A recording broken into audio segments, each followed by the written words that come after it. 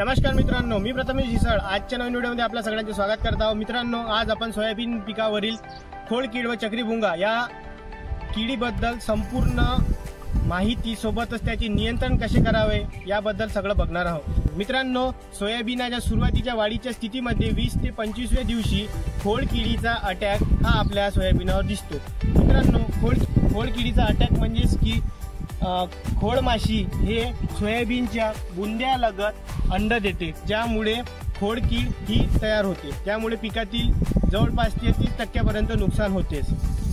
सोबतच चक्रीभुंगा हे सोयाबीन पिकातील वरच्या साईडला अशी गोल राऊंड मारते, ज्याच्यामुळे हे डांग अशी मोडून जाते आणि यात कीड तयार होते, त्यामुळे सुद्धा आपल्याला पिकाचा लॉस होतो।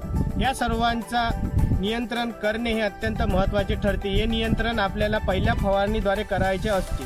या सर्व कीड नियंत्रणासाठी आपण आज बघणार आहोत नवीन प्रोडक्ट, जो काही मार्केटमध्ये नुकताच लॉन्च झालेला आहे, त्याने तहलका मचवलेला आहे, तो म्हणजे फिरंगी हे नेमकं काय आहे? यामध्ये एंडोक्साकार्ब 10% सोबतच थायमिथाक्झाम 10% हे घटक असलेले कीटकनाशक आहे, ज्याद्वारे आपण सोयाबीनवरील चक्रीभुंगा, खोडकीड व सर्व प्रकारच्या अळ्यांचा रामबाण इलाज करू शकतो।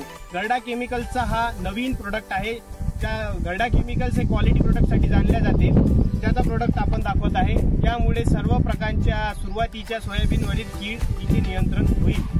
मी सोयाबीनच्या पहिल्या फवारणीमध्ये कीड नियंत्रण बघितलं होतं, त्याच्यासोबत आपल्याला पहिल्या फवारणीमध्ये पिकाच्या वाढीसाठी सुद्धा काही द्यावं लागेल। त्यासाठी गर्डा केमिकल्स घेऊन आलेले आहे चमकीला एक बायोस्टिम्युलंट आहे। सोयाबीनच्या शाकेय वाढ व सोबतच जोमदार वाढ, सोयाबीन पिकामध्ये जो पाण्याचा उन्हाचा जो त्रास असतो ना, म्हणजेच की दुष्काळाची स्थिती किंवा ओलावा याद्वारे पिकाची वाढ जशी म्हटलं तशी होत नाही, तर या सर्वांची नियोजनासाठी आपण एक बायोस्टिम्युलंट घेऊन आलेला आहे चमकीला। यामध्ये सर्व प्रकारचे ऍसिड्स आहे, ऍसिड बेस्ड टॉनिक आहे हे मध्ये पिकाची संपूर्ण वाढ हे होते।